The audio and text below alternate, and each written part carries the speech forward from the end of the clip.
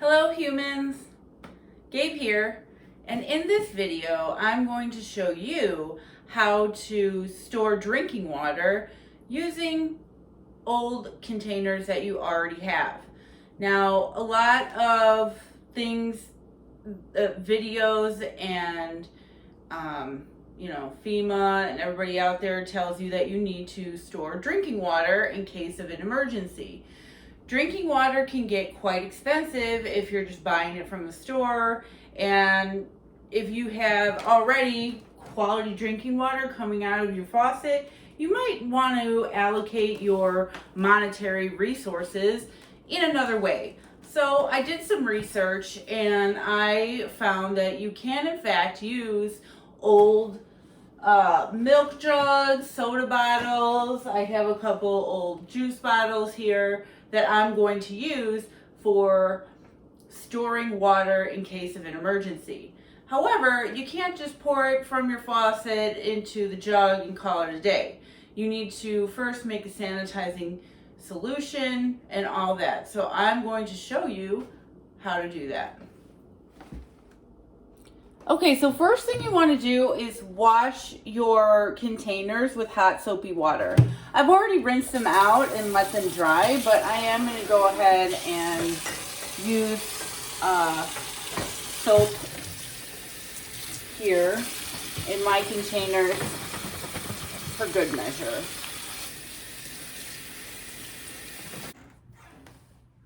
Okay, so now that you've washed your containers out with hot soapy water, you're going to want to make your sanitizing solution.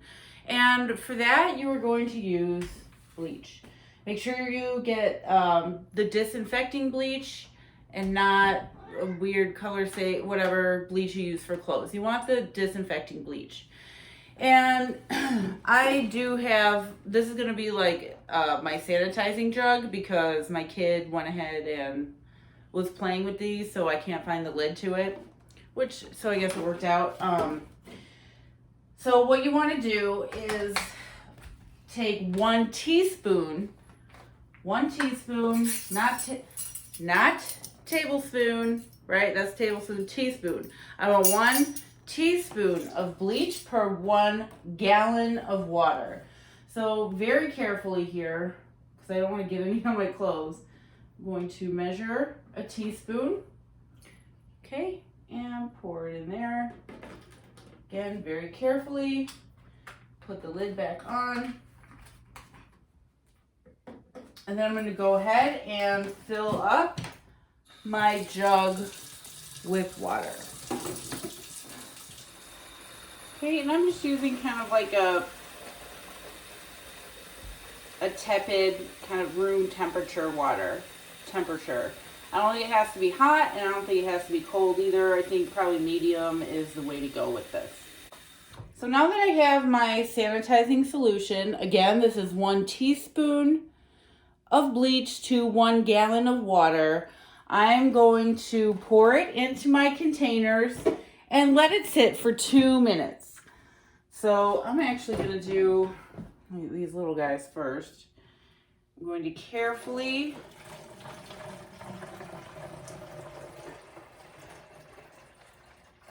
pour it in. I don't want to waste any of this.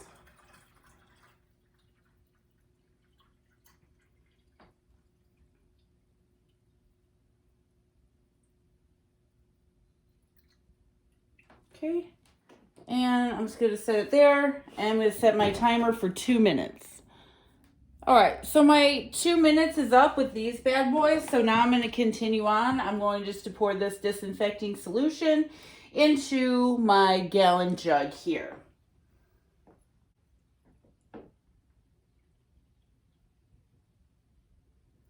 Okay, and now I'm going to time this guy for his 2 minutes.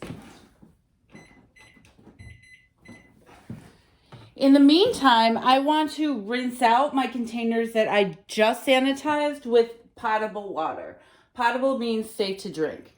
So this water that comes out of my tap right now is safe to drink as far as I know. So I'm just going to go ahead and rinse these guys out. Okay, so my 2 minutes is up on my last jug here. So now I don't have any more containers. I'm just going to go ahead and dispose of this solution down the drain. And then now I can fill it with drinking water.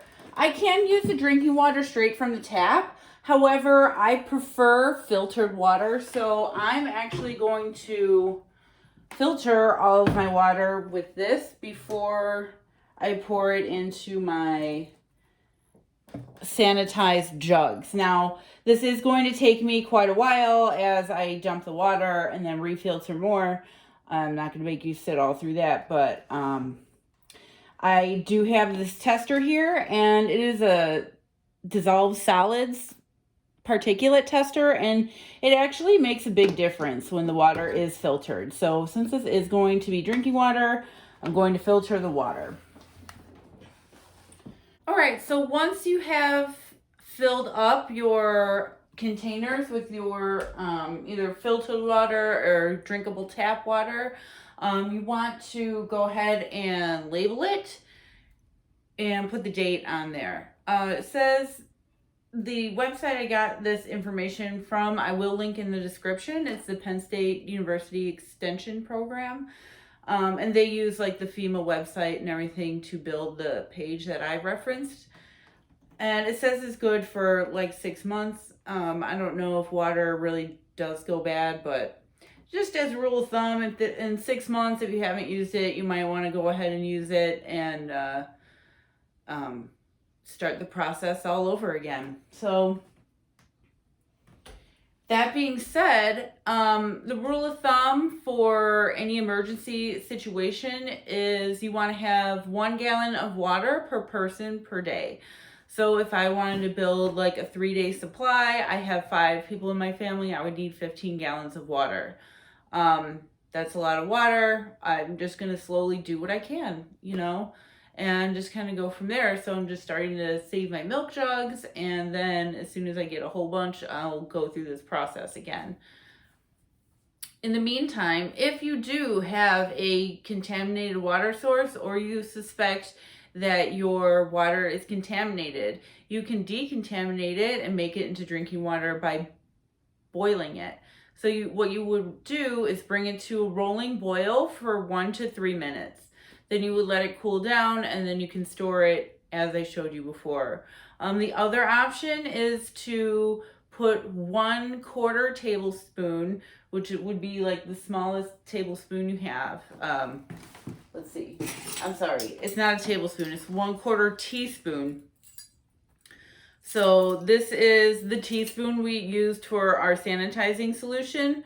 We would want to use the 1/4 teaspoon, which is the smallest spoon I have. And then you can mix that up with your gallon of water. So it'd be 1/4 teaspoon per gallon of water. And then you let that sit for 30 minutes. It should smell a little bit like bleach. And if it doesn't, you need to try it again. So like I said, I will link that in the description below. So if you do ever need to, hopefully not, but if you ever are in an emergency situation or there is a big storm, a tornado, hurricane, these things happen, you can make sure you can have drinking water that's going to be safe for you to drink.